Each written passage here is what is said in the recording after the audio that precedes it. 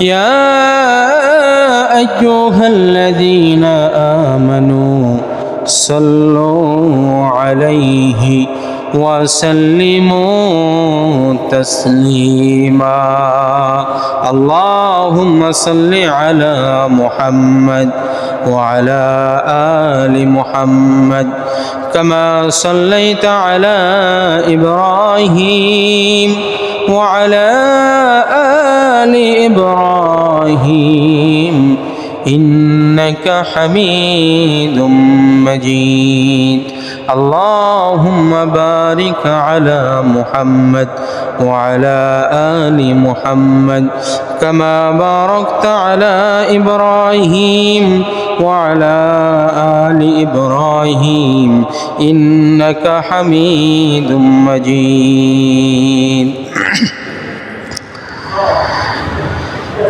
आसमान ज़मीन लौह कलम जिसने बनाया आसमान ज़मीन लौह कलम जिसने बनाया उस जात की इबादत के लिए हमने भेजाया उस जात की इबादत के लिए हमने भेजाया सूरज ने दिया अपने शुआयों को ये पैगाम सूरज ने दिया अपने शुआयों को ये पैगाम दुनिया है अजब चीज़ कभी सुबह कभी शाम दुनिया है अजब चीज़ कभी सुबह कभी शाम दुनिया में हो दुनिया का तलबगार नहीं हो दुनिया में हो दुनिया का तलबगार नहीं हो बाजार से गुजर हो खरीदार नहीं हो बाजार से गुजर हो खरीदार नहीं हो बलगल उला बिकमालिही कशफत दुजा बिजमालिही हसनत जमीउ खिसालिही सल्लु अलैहि व आलिहि बलगल उला बिकमालिही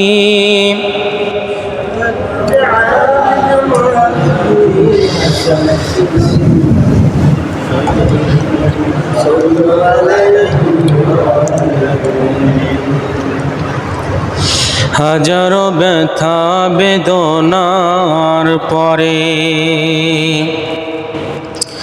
ফিরে আসনি তুমি আপন ঘরে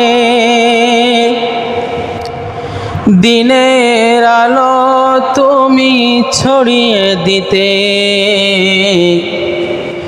চলে গেলে মদিনায় মক্কা ছেড়ে হে রাসূল তোমাকে ভুলি আমি কেমন করে হে রাসূল তোমাকে ভুলি আমি কেমন করে খেয়ে না খেয়ে দিন প্রচারের কাজে নিজেকে দিয়ে ছবি নিয়ে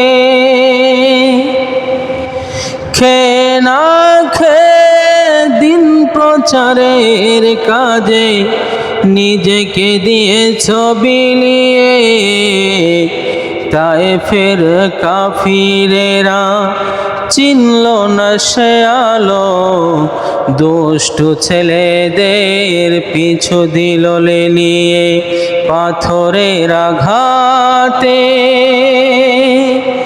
ক্ষত বিক্ষত হয়ে সারা শরীর থেকে রক্ত ঝরে হে রাসূল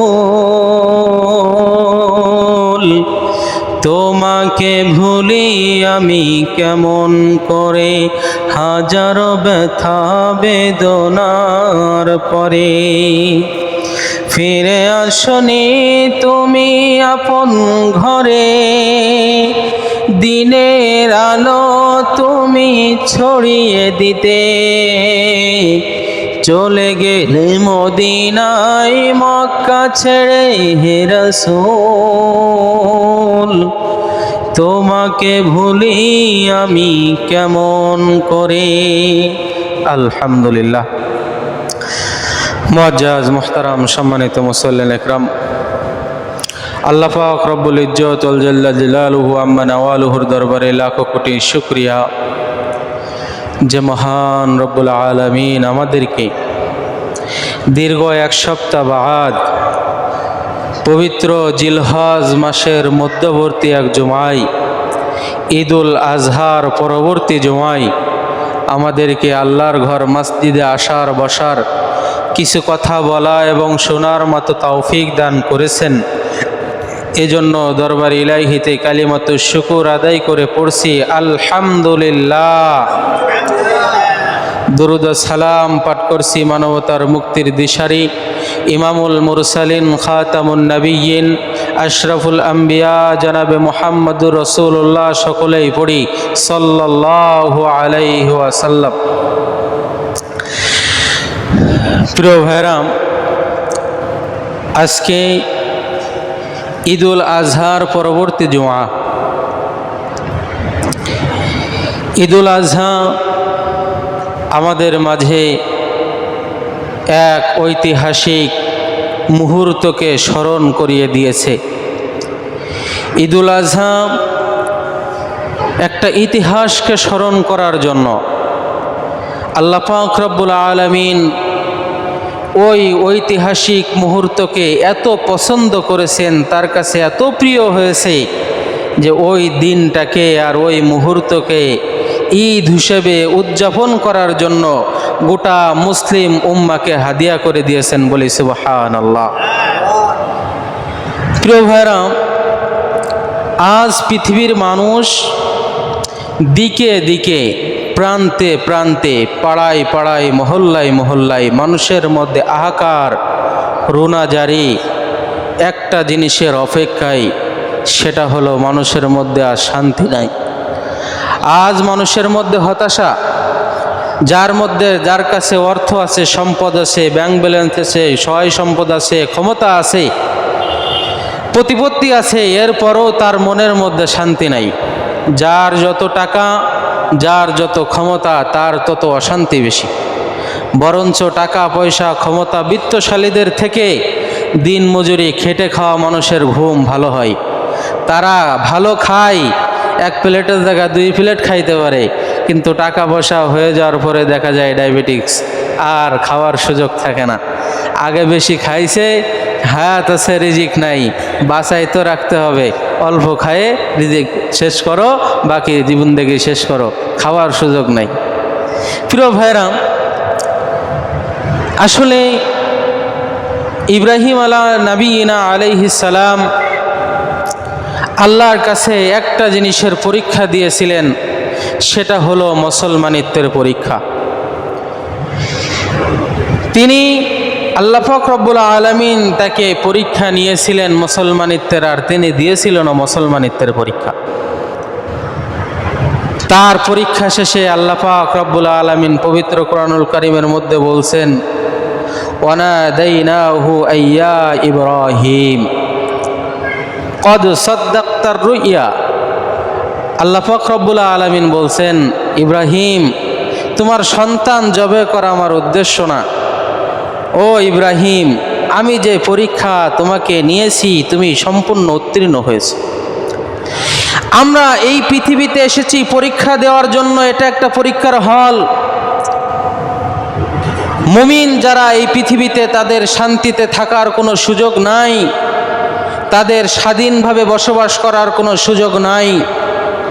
এই পৃথিবীতে যত মুসলমান আছে, সকল মুসলমান পরাধীন কার কাছে? আল্লাহর কাছে পরাধীন।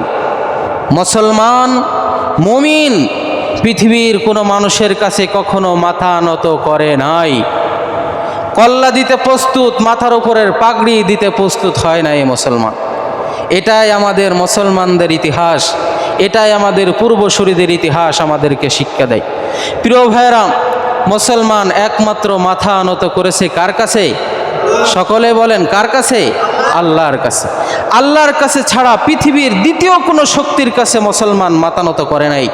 আর ইসলাম এবং মুসলমানিত্বের শিক্ষা এটাই যে আমি আল্লাহ তোমাদের লালন কর্তা, পালন কর্তা, রিজিক দাতা।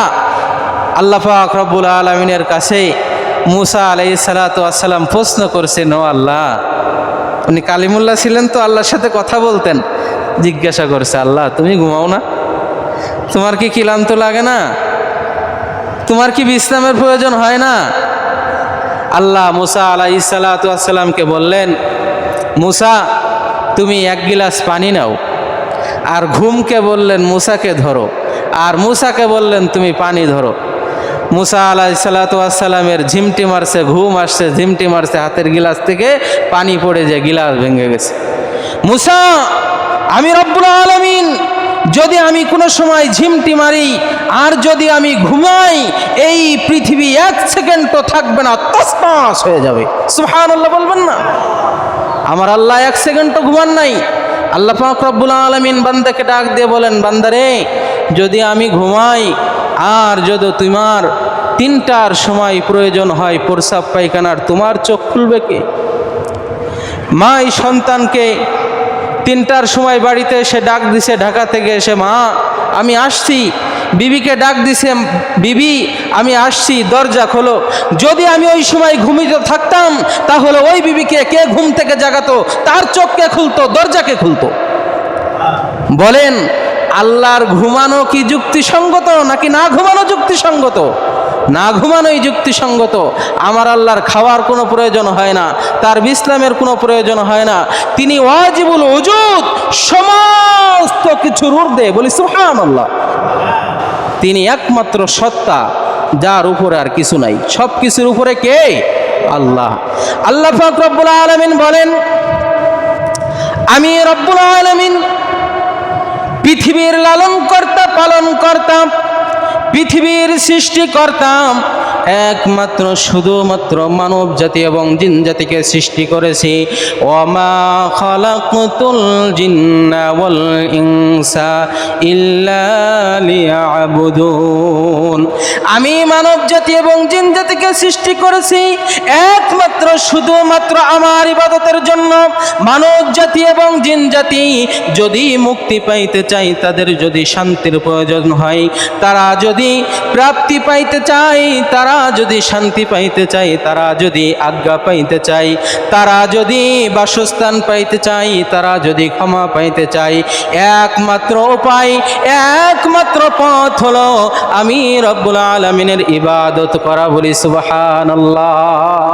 একমাত্র শুধুমাত্র মানুষ ইবাদত করবে কার? আল্লাহর। আল্লাহ পাক রব্বুল আলামিন বলেন কুরআনুল কারীমের মধ্যে ডাক দিয়ে সে কথাই বলো না, পৃথিবীর মানুষ, যদি তোমরা শান্তি পাইতে চাও, দুনিয়ার কোনো মেম্বার, চেয়ারম্যান, দুনিয়ার কোনো ক্ষমতাশালীর ব্যক্তির কাছে গেলে শান্তি তোমরা পাবা না। দুনিয়ার কোনো মানুষের কাছে যে আশ্রয় নিলে শান্তি তোমরা পাবা না। শান্তি যদি পাইতে চাও, শুধুমাত্র কুলিয়া ইলা ইবাদি দারিস সালাম। আল্লাহ পাক রব্বুল আলামিন বলেন, হে পৃথিবীর মানুষ, ওয়াল্লাহু ইয়াদউ ইলা দারিস সালাম। আল্লাহ পাক রব্বুল আলামিন ডাক দিয়ে বলেন, যদি শান্তি পাইতে চাও তাহলে দারিস সালাম, শান্তির দিকে আসো, অর্থাৎ ইসলামের পথে আসো। সুবহানাল্লাহ বলবেন না? মুসলমান ভাইরা রে আমার, আল্লাহ পাক রব্বুল আলামিন বলেন, শান্তি পাইতে হলে ইসলামের পথে আসো, অর্থাৎ আল্লাহর অনেকগুলি নামের মধ্যে একটা নাম হলো সালাম। আল্লাহর নাম কি বলেন? সালাম। এই পৃথিবীর মানুষের নাম সালাম থাকতে পারে। বলতে পারেন, হুজুর আমাদের মহল্লায় সালাম নামের 4-5 জন লোক আছে, তাহলে আল্লাহ সালাম কেমনে হইল? আল্লাহ হলেন সালাম। পৃথিবীর যত সালাম নামের মানুষ আছে সমস্ত মানুষ আব্দুস সালাম অর্থাৎ সালামের বান্দা। এই পৃথিবীর মানুষ কখনো সালাম হতে পারে না। পৃথিবীর মানুষ হলো আব্দুস সালাম, সালামের বান্দা, সালামের গোলাম। আল্লাহর নাম সালাম, তিনি দিলেন ইসলাম। আর যারা মানবে ওই ইসলামকে, যারা অনুসরণ করবে, তারার নাম মুসলমান। সুবহানাল্লাহ বলবেন না? অর্থাৎ পৃথিবীর মুসলমানরা সালামের অনুসরণ করবে। আর সালাম শব্দের অর্থ হলো আত্মসমর্পণ। সিলমুন সালমুন, সিন লাম মিম, এর মূল অক্ষর হলো এই তিনটা। সিলমুন সালমুন দুইভাবেই পড়া যায়, যার শাব্দিক অর্থ হলো আত্মসমর্পণ করা। এই পৃথিবীর সর্বপ্রথম মুসলমান শিখাইছেন আত্মসমর্পণ করা। আল্লাহ বলছেন, বান্দারে ও ইব্রাহিম, সন্তান পাইছো, সন্তানকে বনবাসে দিয়ে আসো। কোনো কথা বলে নাই সন্তান পাইছো, সন্তানকে জবাই করো, কোনো কথা বলে নাই। এটার নাম আত্মসমর্পণ। ও আমার ভাইরা, পৃথিবীর সব থেকে বড় মুসলমানের নাম, বড় মুসলমানের নাম মুহাম্মদুর রাসূলুল্লাহ সাল্লাল্লাহু আলাইহি ওয়াসাল্লাম। এই পৃথিবীতে তিনি যত ত্যাগ স্বীকার করেছেন, বলতে পারতেন, আল্লাহ আমাকে তুমি সর্বশ্রেষ্ঠ মানুষ হিসেবে পাঠাইছো। কেন আমি উহুদের ময়দানে দান মুবারক শহীদ করব? কেন আমি তায়েফের ময়দানে পিঠে পাথর নিক্ষেপ করে পার জুতা মুবারকের সাথে পার সাথে জুতা লাগাবো? আমি কেন এত কষ্ট করব? আমি কেন ক্ষুধার যন্ত্রণায় পেটে পাথর বাঁধবো? আল্লাহর নবী একথা বলতে পারতেন, কিন্তু বলেন নাই। আল্লাহর দিন কায়েমের জন্য, আল্লাহর দিন প্রতিষ্ঠার জন্য, আল্লাহর দিন প্রচারের জন্য যে দায়িত্ব দিয়ে নবীকে পাঠাইছেন, আল্লাহর নবী সর্বোত্তম মুসলমানিত্বের পরীক্ষা দিয়ে উহুদের ময়দানে দান মুবারক শহীদ করেছেন, তায়েফের ময়দানে বাচ্চাদের হাতে মার খেয়েছেন। আবার আল্লাহর নবী একাধারে 14 দিন না খেয়ে থেকেছেন, পেটে পাথর বেঁধেছেন। আবার আল্লাহর নবী রোজাও কাজা করেছেন কখনো কখনো। আবার আল্লাহর নবী খন্দকের যুদ্ধে কখনো কখনো নামাজ কাজা করেছেন।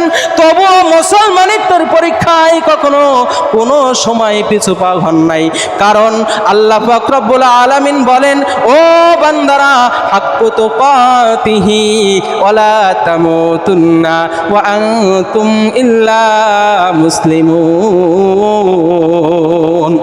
এই পৃথিবীর মানুষ মনে রাখবা, মেম্বার চেয়ারম্যান হইতে পারো, এমপি মন্ত্রী হইতে পারো, ওটা আমার দেখার বিষয় নয়, ওর কোনো মূল্য আমার কাছে না।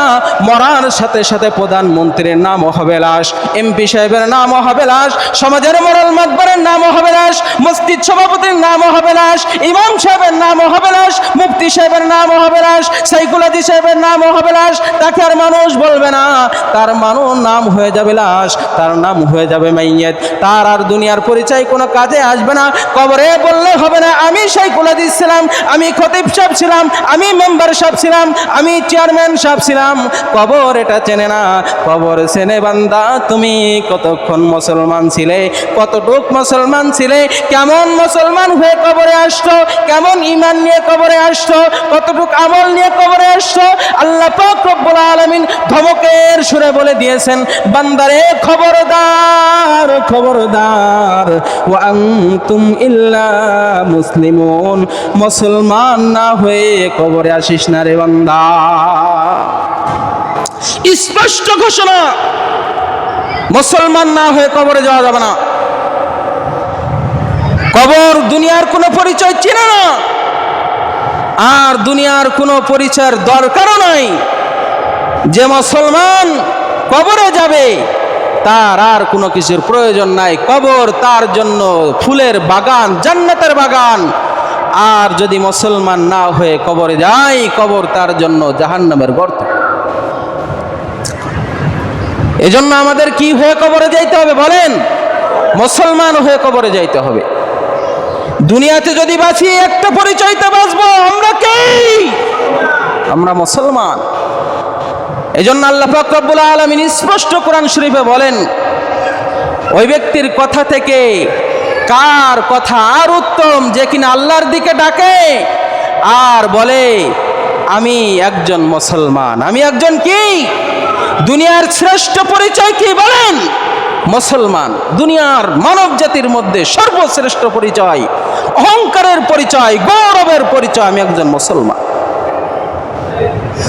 যদি এখন বলতে পারেন হুজুর পৃথিবীর দিকে দিকে প্রান্তে প্রান্তে যেখানে মুসলমান আছে এখানে মুসলমান মার খাই, চেচনিয়ায় মুসলমান মার খাই, বসনিয়ায় মুসলমান মার খাই, আরাকানে মুসলমান মার খাই, ফিলিস্তিনে মুসলমান মার খাই, ওই ঘুরে মুসলমান মার খাই। আজ যদি বাংলাদেশে কখনো মুসলমানরা শান্তি সমাবেশ মিছিল মিটিং করে ওইখানে পুলিশের গুলি চলে কি চলে না বলেন? মুসলমানরা মার খায়, মুসলমানরা গুলি খাই, তবে আবার আপনি মুসলমান পরিচয়, যে পরিচয় দিলে মার খাইতে হয়, যেই পরিচয় দিলে গুলি খাইতে হয়, ওই পরিচয় দেওয়া গৌরবের ব্যাপার কেমন করে বলেন? এজন্য আল্লাহ পাক রব্বুল আলামিনের পক্ষ থেকে আমার নবী জানায় দিয়েছেন, এই পৃথিবীর মানুষ আজ দুনিয়া সিজনুল মুমিন ওয়া জান্নাতুল কাফির, পৃথিবীর মানুষ যদি মুসলমান হয়ে থাকো এটা তোমার জন্য হবে একটা কারাগার, শান্তির জায়গা নয়।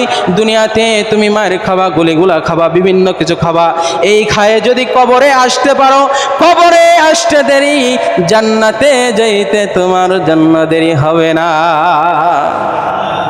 তাহলে বলেন, মুসলমান হওয়া এটা কি গৌরবের বিষয় নাকি অগৌরবের বিষয়? গৌরবের বিষয়। আর মুসলমানরা যে ধর্ম পালন করবে, যে দিন পালন করবে, যে জীবন ব্যবস্থা পালন করবে, তার নাম ইসলাম। মুসলমানদের জীবন ব্যবস্থার নাম কি বলেন? ইসলাম। মুসলমানরা যদি ইসলাম পালন করে, মুসলমানরা সর্ব জায়গায় বিজয়ী হবে, মুসলমানরা সর্বক্ষণে বিজয়ী হবে। এ ওয়াদা কার? আল্লাহর। আল্লাহ পাক রব্বুল আলামিন স্পষ্ট বলেছেন, মুসলমানদের জন্য আমার রয়েছে সাহায্য, আর বেদিন কাফেরদের জন্য, তাদের জন্য কোনো সাহায্য আমার নাই। এখন আমার প্রশ্ন আপনাদের কাছে, মুসলমানরা যে দিন পালন করবে, এই দিন যদি হয় ইসলাম, তাহলে আমরা তো মুসলমান, আমরা পালন করি ইসলাম, আসলে কি আমরা পূর্ণ ইসলাম পালন করতে জানি? এইখানে অনেকের সাথে আমার দ্বিমত হতে পারে। আল্লাহ, আমি আপনাদের কাছে প্রশ্ন করতে চাই, শুধু নামাজের নাম কি ইসলাম? শুধু রোজা পালন করলে ইসলাম হয়? টাকা হয়েছে, জাকাত দিছেন, ইসলাম হয়ে গেছে? না। শুধু টাকা দিলেই ইসলাম হয়, জাকাত দিলে ইসলাম আদায় হয় না। শুধু নামাজ আদায় করলে ইসলাম হয় না। লম্বা দাড়ি, লম্বা টুপি, পাগড়ি, রুমাল থাকলে ইসলাম হয় না। ও দোস্ত, ইসলাম হলো পার থেকে মাথা পর্যন্ত, দোলনা থেকে কবর পর্যন্ত নিজের জীবনকে সম্পূর্ণ কুরআন এবং হাদিসের কাছে আত্মসমর্পণ করার নাম ইসলাম। নিজের জীবনের পার থেকে মাথা পর্যন্ত, দোলনা থেকে কবর পর্যন্ত প্রত্যেকটা বিষয় আল্লাহ এবং আল্লাহর রসুলের বিধানের সামনে আত্মসমর্পণ করার নাম কি? ইসলাম। আল্লাহ পাক রব্বুল আলামিন বলেন, আল্লাহু ইয়াদউ ইলা দারিস সালাম। আল্লাহ নিজে ডাক দিচ্ছেন, কেমন জানি মনে হয় তাফসীরের মধ্যে তাফসীরকারক লিখেছেন, আমার আল্লাহ ডাক দিয়ে কেমন জানি বলতেছেন, বান্দারে ইয়াদউ, এদিকে আসো, দা ইয়াদউ মানে ডাকা, এদিকে আসো বান্দা, ও বান্দা, দারিস সালাম, শান্তির নীড়ে আসো। দার মানে নীড়, ঘর। এখন বলেন, আল্লাহ পাক রব্বুল আলামিন ইসলামকে কিসের সাথে তুলনা করেছে? ঘরের সাথে। কিসের সাথে? ঘরের সাথে। এখন শুধু নামাজ যদি হয় একটা খুঁটি, রোজা যদি হয় একটা খুঁটি, জাকাত যদি হয় একটা খুঁটি, হজ যদি হয় একটা খুঁটি, এই 4 খুঁটি দিয়ে কি একটা ঘর হয়? বলেন, একটা ঘর হয় না। মনে করেন একটা মসজিদ, এটা একটা ঘর। এই পাশের দেয়াল নামাজ, এই পাশের দেয়াল রোজা, এই পাশের দেয়াল হজ, এই পাশের দেয়াল জাকাত। এই যে 4 দেওয়ালে, এতে কি ঘর হয়ে গেছে? বলেন, ঘর হয়েছে? হয় নাই। ঘর হওয়ার জন্য এখন চালের দরকার আছে না নাই? আছে। এক পাশের চাল হলো আল্লাহ রসুলের দেওয়া সুন্নাহ, যে সুন্নাহ মাফিক মানুষ চললে তার জীবনে কখনো বিপদে পড়বে না। আর এক পাশের চাল হলো আল্লাহর রসুলের দেওয়া অর্থনীতি, যে অর্থনীতি অনুযায়ী গোটা পৃথিবী চলবে। এই চাল হলো, দেওয়াল হলো, বেড়া হইল, এখন ঘর হইছে? বলেন, হইছে? ঘর হয় নাই। ঢুকার জন্য দরজা লাগবে কি লাগবে না? লাগবে। দরজা দিয়ে বান্দা ঢুকলাম, লা ইলাহা ইল্লাল্লাহু মুহাম্মাদুর মুহাম্মাদুর রাসূলুল্লাহ।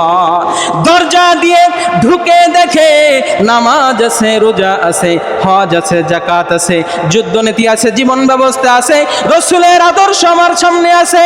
এই হলো আল্লাহ পাক রব্বুল আলামিন ডাক দিয়ে বলেন, আল-ইয়াউমা আকমালতু লাকুম দীনাকুম ওয়া আকমামতু আলাইকুম নি'মাতি ওয়া রাদিতু লাকুমুল ইসলাম দীনা। আমি তোমাদের এই জীবন বিধানকে পরিপূর্ণ করে দিলাম। এর মধ্যে চুল পরিমাণ বাদ দেওয়ারও কিছু নাই, চুল পরিমাণ ঢুকারও কোনো সুযোগ নাই, একটা নুক্তা বাদ দেওয়ারও সুযোগ নাই, একটা নুক্তা যোগ করারও সুযোগ নাই। কোনো বিধান ঢুকানো যাবে না, কোনো বিধান বাদ দেওয়া যাবে না। যা আছে আকমালতু লাকুম দীনাকুম, তোমাদের জীবন বিধানকে আমি আল্লাহ পরিপূর্ণ করে দিলাম। সুবহান। এই হলো পূর্ণাঙ্গ জীবন বিধান। আর এই পূর্ণ জীবন বিধান মেনে যদি মানুষ চলতে পারে, মানুষ জীবন যাপন করতে পারে, মানুষের জীবনে কোনো দুঃখ আসার বিন্দু পরিমাণও সম্ভাবনা নাই। আজ আমরা পদে পদে মুসিবতে, পদে পদে বিপদে পড়ি। তার বড় একটা কারণ হলো আমাদের জীবন আল্লাহর বিধান অনুযায়ী চলে না, রসুলের আদর্শ অনুযায়ী চলে না। আমাদের চলার পথে রসুলের সুন্নাহ নাই, চলার পথে আল্লাহর আদেশ মানা নাই। শান্তি কি গাছে ধরে? শান্তি কি গাছে ধরে? শান্তি এটা আল্লাহর কাছে অর্জন করতে হয়, কামনা করতে হয়। শান্তি চাইলেই পাওয়া যায় না। শান্তির মা মরে গেছে, শান্তির মা বহুত আগে মরে গেছে। শান্তি পাওয়ার জন্য মুসলমানদের একটাই ঠিকানা, পূর্ণ ইসলামের মধ্যে আসতে হবে। এছাড়া পৃথিবীর যত তন্ত্রমন্ত্র আছে, যত নেতাকর্মীর আদর্শ আছে, সমস্ত নেতাকর্মীর আদর্শে যদি মানুষ আগামী 200 বছর চলে, মানুষের শান্তির কোনো ঠিকানা মিলার সম্ভাবনা নাই, সম্ভব না। দন্তান্বয়কারে না, কোনোভাবেই সম্ভব না। কারণ পৃথিবীর লালন কর্তা কে? পৃথিবীর পালন কর্তা কে? আমাদের পালন কর্তা কে? বলেন এবার আমাদের শান্তি কোথায় কে জানেন? আল্লাহ জানেন। আর এটা আল্লাহ পাক রব্বুল আলামিন কোরআন নাজিল করে দিয়ে মানুষের সামনে উজাড় জীবন ব্যবস্থা খুলে দিয়ে মানুষের জন্য সারা জীবনের জন্য পথ দেখাই গিয়েছেন। এজন্য বিশ্ব নবী ইমামুল মুরসালিন খাতামুন নবিয়্যিন আশরাফুল আম্বিয়া জনাবে মুহাম্মদুর রাসূলুল্লাহ বিদায় হজের ভাষণে, শেষ ভাষণে, জীবনের শেষ ভাষণে রসুল বলতেছেন, 10 লক্ষ সাহাবীদেরকে সামনে নিয়ে রসুল বলতেছেন, তারাকতু ফীকুম আমরাইন লা তাদিল্লু মা তামাসসাকতু বিহিমা কিতাবাল্লাহি ওয়া সুন্নাত রাসূলুল্লাহ। ও মনে রাখবা আমার সাহাবায়ে একরাম, আনে ওরা উম্মত কিয়ামত পর্যন্ত পথ ভ্রষ্ট হবে না, বিপদে পড়বে না, যতদিন পর্যন্ত আল্লাহর কিতাব কোরআনকে অনুসরণ করবে এবং আমি রসুলের সুন্নাহকে অনুসরণ করবে। সুবহানাল্লাহ। এই ছিল মুসলমান। আর আগের দিনের মুসলমানের অবস্থা ছিল কি? আগের দিনের মুসলমানদের অবস্থা ছিল, মুসলমান আল্লাহর কাছে চাইতে দেরি হয়েছে, আল্লাহর কাছে পাইতে দেরি হয় নাই। চাইতে দেরি হয়েছে, পাইতে দেরি হয় নাই।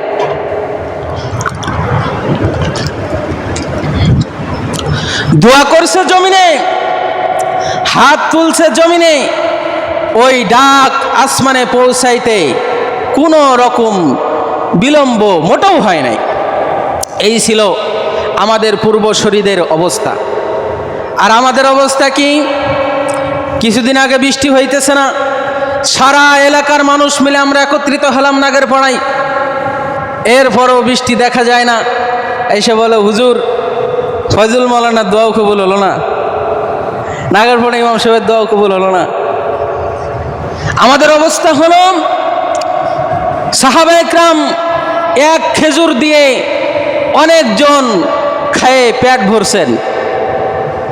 আবু হুরায়রা রাদিয়াল্লাহু তাআলা আনহু রসুলের পাওয়া এক হাদিয়া খেজুরের এক টুকরা বক্স, রসুল বলছেন, আবু হুরায়রা যত মনে চায় তত খাও, নিজে খাও, অন্যকে খাওয়াও, তবে কোনোদিন এটা খুলে দেখো না কতটুকু আছে, খুলে দেখবা না কতটুকু আছে।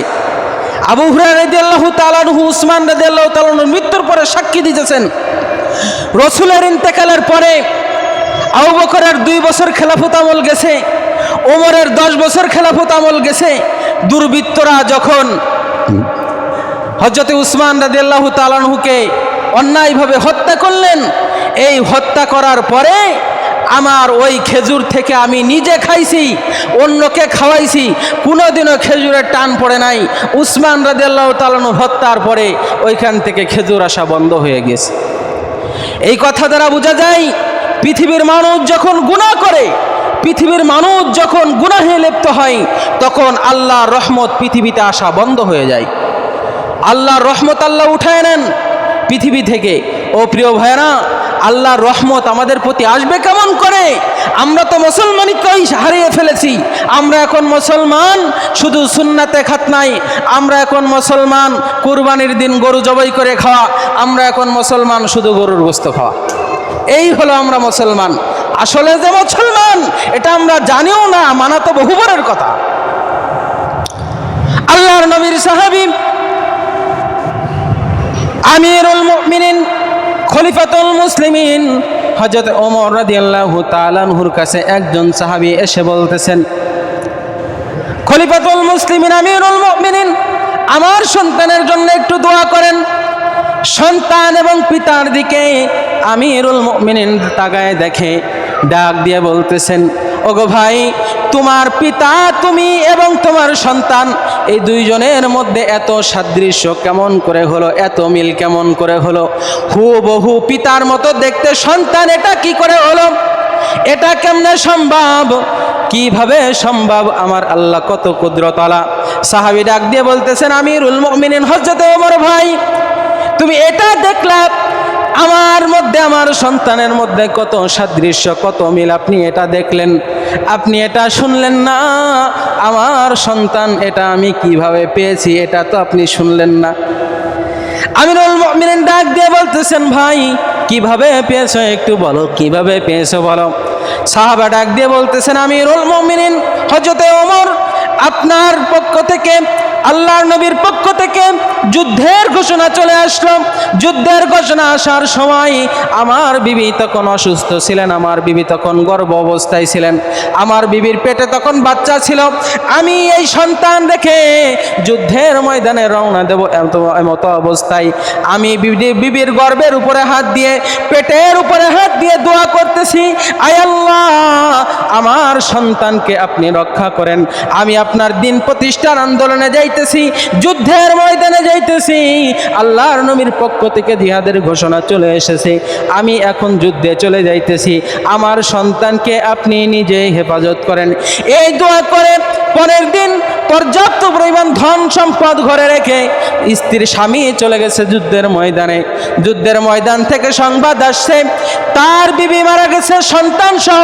মাসালা অনুযায়ী যেহেতু সন্তান ভূমিষ্ঠ হয় নাই, সন্তান এবং বিবিকে কবরস্থ করা হয়েছে, দুইজনকে দাফন কার্য শেষ করা হয়েছে। সাহাবা বর্ণনা করতেছেন, আমি দীর্ঘদিন পরে যুদ্ধের ময়দান থেকে ফিরে আসলাম, এসে শুনলাম এলাকার লোকজন বর্ণনা করতেছে, বিভিন্ন মানুষ বলা বলি করতেছে, অমুক সাহাবীর অমুকের মেয়ে, অমুকের স্ত্রী, তার কবরের শেষ রাতের দিকে কেমন জানি আগুন দেখা যায়, আগুন দেখা যায়, তার কবর থেকে এক ধরনের আগুনের ফুলকা ওঠে। এটা কিভাবে সম্ভব? তার স্ত্রীর কবর থেকে মনে হয় আযাব হইতেছে। এই ঘটনা শুনে সাহাবী বললেন, আমি এটা নিজ চোখে দেখার জন্য সারা রাত্র বিবির কবরের পাশে দাঁড়ায় রয়েছি। আমার কাছে বিশ্বাস হচ্ছিল না, কারণ আমার বিবি তার কবরে আগুন কেমনে জ্বলবে? আমার বিবি একজন সালেহা কানেতা, আমার বিবি একজন আবেদা নারী, আশেকা নারী, আমার বিবি একজন মুমিন নারী, আমার বিবি রাসূলের আশেক, আমার বিবি যুদ্ধের ময়দানে যাওয়ার সময় আমাকে কখনো নিষেধ করে নাই। এই বিবির কবরে কেমন করে আগুন জ্বলবে? কিছুক্ষণ পরে আমার বিবির কবর থেকে ওই আগুন দেখা গেল। আমি কাছে যে দেখি আমার বিবি আমার বাচ্চাকে কোলে নিয়ে দুধ পান করাইতেছেন, হাত দুইটা উঁচু করে দিয়ে বাচ্চা আমার হাতে দিয়ে বলতেছেন, স্বামী গো, এই বাচ্চার পেটে থাকা অবস্থায় বাচ্চা সংরক্ষণের জন্য আল্লাহর কাছে কাছে দোয়া করছো গো স্বামী, আমার জন্য তো তুমি দোয়া করো নাই। তোমার বাচ্চা আল্লাহ পাক রব্বুল আলামিন তোমার আমানতকে আল্লাহ রক্ষা করেছেন, তোমার দোয়াকে আল্লাহ কবুল করেছেন স্বামী। যদি তুমি আমার জন্য দোয়া করতে গো স্বামী, আর তাইলে সন্তানও পাইতা, স্ত্রীও পাইতা। যেহেতু সন্তানের জন্য দোয়া করছো, স্ত্রীর জন্য দোয়া করো নাই, আমার আল্লাহ তোমার সন্তানকে হেফাজত করছে আর আমাকে কবরে নিয়ে আসছে। ও স্বামী, আমার কাছে তোমার সন্তানকে আমানত রাখছি না, তোমার আমানত তুমি গ্রহণ করো আর আমাকে তোমার আমানত থেকে মুক্ত করো। স্বামী দিকে হাত বাড়ায় কবর থেকে, স্ত্রী দু হাত বাড়ায় সন্তানকে স্বামীর হাতে তুলে দিয়ে আবার কবরের মাটি আলাদা হয়ে গেছে, এক হয়ে গিয়েছে। আর জয় বলেন সুবহানাল্লাহ। এই ছিল আগেকার মুসলমানদের অবস্থা। তারা দোয়া করতে দেরি হয়েছে, কবুল হইতে দেরি হয় নাই। আর আমাদের অবস্থা হলো আল্লাহর বিধান সামনে আসলে আমাদের অবস্থা হলো ওয়া হুজুররা মানে আর হুজুররা বলার দরকার বলে। এত কি আর মানা যায়? বলেন আমি কি ঠিক বলছি না ঠিক বলছি? হুজুররা তো বলার দরকার বলেই। সপ্তাহে জুমার দিন একদিন হুজুর গো কিছু কথা তো বলা লাগবে, তাই বলে আর কি। বলেন হুজুররা কি নিজেদের কথা বলে নাকি আল্লাহর কোরআন এবং রাসূলের হাদিসের কথা বলে? প্রিয় ভাইরা, কখনো হুজুররা নিজেদের কথা বলে না, হুজুররা আল্লাহ এবং আল্লাহর রাসূলের কথা বলে। আর আল্লাহর রাসূলের কথা মানা ফরজ। আল্লাহর রাসূলের কথা মানা কি ফরজ। কখনো আল্লাহর রাসূলের কোনো কথাকে অস্বীকার করলে ঈমান থাকে না, অস্বীকার করলে ঈমান থাকে না। আরেকটা মহামারী আমাদের সমাজে চালু হয়েছে, অনেক দিন আগে থেকেই চালু হয়েছে, কিন্তু এখন বলাটা অপরিহার্য হয়ে গিয়েছে, না বলে পারতেছি না। এ কথা আমি যদি বলার খাতিরে শালীনতা বজায় রাখতে না পারি, আমাকে দয়া করে ক্ষমা করবেন। বলার জন্য যদি কখনো আমার কথা একটু শালীনতা বিরোধী হয়ে যায়, তার আগে আমি আপনাদের কাছে ক্ষমা প্রার্থী। আমি আপনাদের সামনে এখন কথা বলতেছি, অর্থাৎ এই মুহূর্তে আমি খতিবের দায়িত্বে আছি। এই মুহূর্তে আমি একজন খতিব, কিছুক্ষণ পরে আমি হব ইমাম। এখন যদি এইখানে আপনাদের মধ্য থেকে মনে করেন আমার মুজাম্মেল ভাই একজন প্রাইমারি শিক্ষক, শিক্ষিত নাকি অশিক্ষিত? শিক্ষিত ছেলে, আমি তাকে ডেকে নিয়ে এসে এই জায়গা বসাই দিছি। এই আপনারা যারা উপস্থিত আছেন, আমার মুজাম্মেল ভাইয়ের কি কোরআন এবং হাদিস থেকে 10 মিনিট কথা বলার মতো অ্যাবিলিটি তার মধ্যে আছে?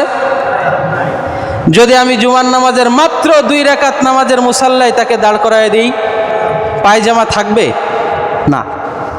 প্রিয় ভাইয়েরা, আমি তাকে দিয়েই বুঝালাম, কারণ সবাই আমার আপন, যে কোনো মানুষ দিয়ে বুঝাইলে খুব কষ্ট পাবে না। তদ্রূপ আগামীকাল যদি আমাকে উঠাই নিয়ে প্রাইভেটের স্টারিংয়ে ধরাই দেওয়া হয়, আমি কি পারবো? না, কারণ এটা আমার জানা নাই। পাইলটের কাজ বিমান চালানো, ড্রাইভারের কাজ গাড়ি চালানো।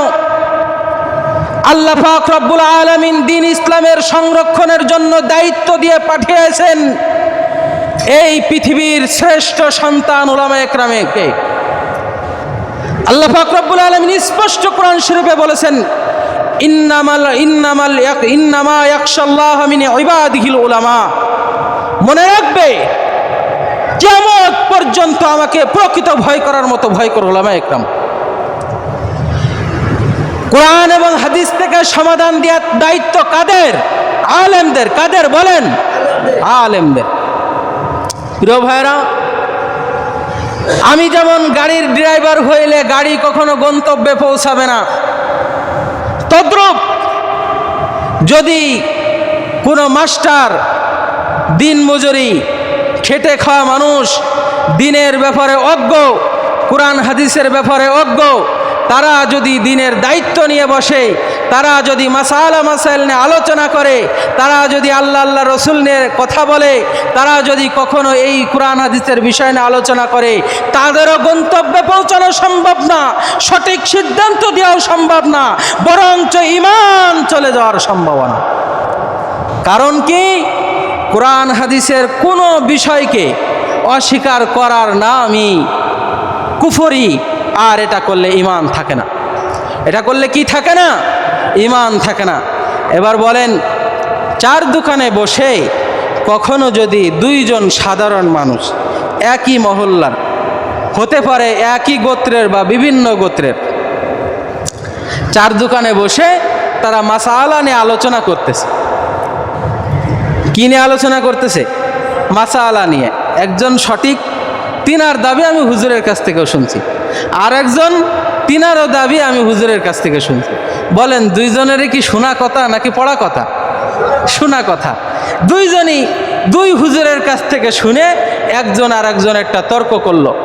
মনে রাখবেন, রসুল স্পষ্ট বলেন, মিথ্যা হওয়ার জন্য তাহাই যথেষ্ট যাহা সে একজনের কাছ থেকে শোনে এবং অপরজনের কাছ থেকে বলে। এটা বলার জন্য কি? এই মিথ্যা কথা হওয়ার জন্য এটাই যথেষ্ট। একজনের কাছ থেকে শুনলো, আরেকজনের কাছ থেকে আরেকজনের কাছে ওটা কি বয়ান করলো। মিথ্যা হওয়ার জন্য এর বেশি লাগে না। কারণ যে বলেছে আর যে শুনেছে, আরেকজনের কাছে বয়ান করার সময় হুবহু এটা বলা অনেক কঠিন, বলা যায় না, অনেকটাই সম্ভব না, অনেকটাই সম্ভব না। এই ব্যাপারে উচিত কি, ভাই আমি তো এমন শুনেছি, আপনি আবার শুনতে পারেন বা আপনি আবার একটু এই জিনিসটা যাচাই বাছাই করতে পারেন। এ কথা বলা যাইতে পারে কি পারে না? পক্ষান্তরে আপনি একজনের কথা অস্বীকার করে বসলেন। চার দোকানে এক হাতে চায়ের কাপ, অন্য হাতে সিগারেট, সামনে চলতেছে অর্ধ উলঙ্গ নারীর বেহায়া ছবি, সামনে চলতেছে সিনেমা, সামনে চলতেছে বেহায়া নারীর অশ্লীল ড্যান্স। এই অবস্থায় আপনি মাসালা নিয়ে আলোচনা করতেছেন, ওইখানে কি আল্লাহর রহমত না গজব? আমি তো বলি, এখনকার চার দোকান এটা আর ব্যবসায়িক প্রতিষ্ঠান না যে চার দোকানে বেহায়া নারীর অশ্লীল ড্যান্স চলে। এটা পরিষ্কার একটা বেশ্যাখানা, পরিষ্কার বেশ্যাখানা, যেখানে দেহ ব্যবসা চলে, নারীর ছবি দিয়ে টাকা কামাই করা হয়, ওইটাই বেশ্যাখানা। ওইটা কি বেশ্যাখানা? পতিতালয়ে যায় কি ভোগ করার জন্য? নারী ভোগ করার জন্য। কি ভোগ করার জন্য? নারী ভোগ করার জন্য। কালকে চার দোকানের টিভি থেকে নারীর ছবি সরান, কাস্টমার তিনের দুই অংশ চলে যাবে। কথা বিশ্বাস না হলে বাস্তবায়ন করে দেখেন, বিশ্বাস না হলে বাস্তবায়ন করে দেখেন। আপনার ওটা বেশ্যাখানা হয়ে গেছে, আপনার ওটা আর ব্যবসায়িক প্রতিষ্ঠান নাই। চার দোকান এখন আর ব্যবসায়িক প্রতিষ্ঠান নাই, অথচ ব্যবসা স্পষ্ট হালাল। পৃথিবীর সর্বশ্রেষ্ঠ রুজির নাম হালাল, রুজির নাম ব্যবসা। বরকতের 90 ভাগ ব্যবসার মধ্যে, আর 10% অন্যান্য চাকরিজীবী, ক্ষেত খামারি, বিভিন্ন সেক্টরে সেক্টরে 10 ভাগ ভাগ হয়েছে। ব্যবসার মধ্যে কয় ভাগ?